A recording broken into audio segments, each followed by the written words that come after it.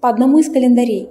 21 августа, 6 коло, праздник ветра и духа, души, стребок, волховей.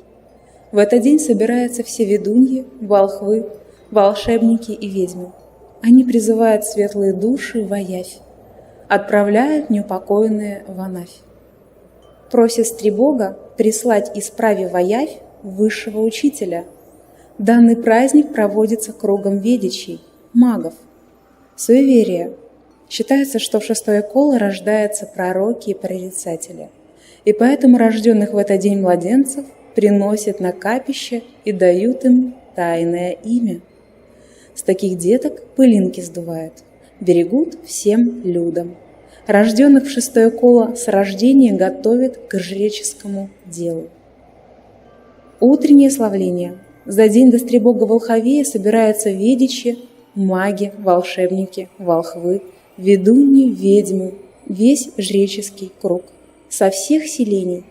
Также с собой из других селений приводят детей, рожденных в 6 коло, в возрасте от 11 лет и 9 месяцев. На рассвете ведичи проводят обряд славления всех богов на капище. Славление проводится своими словами, то, что идет от души. Читается очистительный заговор. Готовятся свечи, травы для обрядов. Посвящение в круг ведичей. Затем на капище приводят детей, рожденных в 6 коло. Деткам старше 11 лет и 9 месяцев дают в этот день возрастное и жреческое посвящение. Также в этот день посвящают волхвы, жрецы и ведьмы и другие магические звания, как наработанные, так и возрастные. После утреннего почитания предков и посвящений ведичи проводят обряд славления всех богов, предков и всего рода, проводят обряд славления Стребога и всех богов, предков и всего рода. Каждый должен произнести славление Стребогу за то, какие хорошие изменения произошли в его жизни.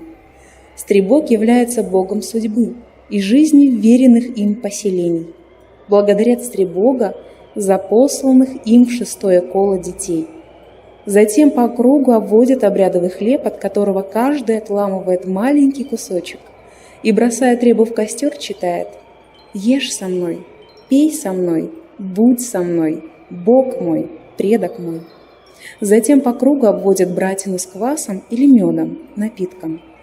Остатки выливают в требный костер. По ходу братины каждый читает славление богам и предкам. После общего обряда проводят тайное именоречение младенцев, рожденных в этот день год назад. Также проводится именоречение всем, кто идет путем целительства и чародейства. Затем ведичи проводят зазывание душ пророков, провидцев, прорицателей, великих учителей. Делается это следующим образом.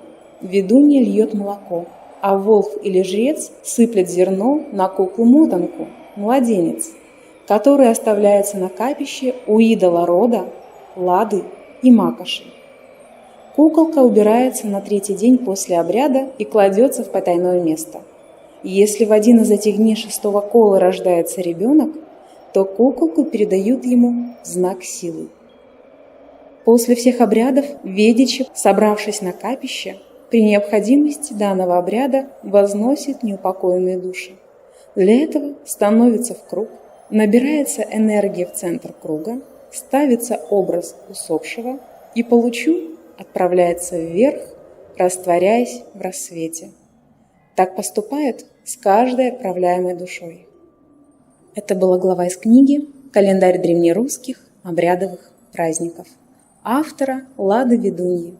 Текст читала Юлона Стоянова. Быть добру!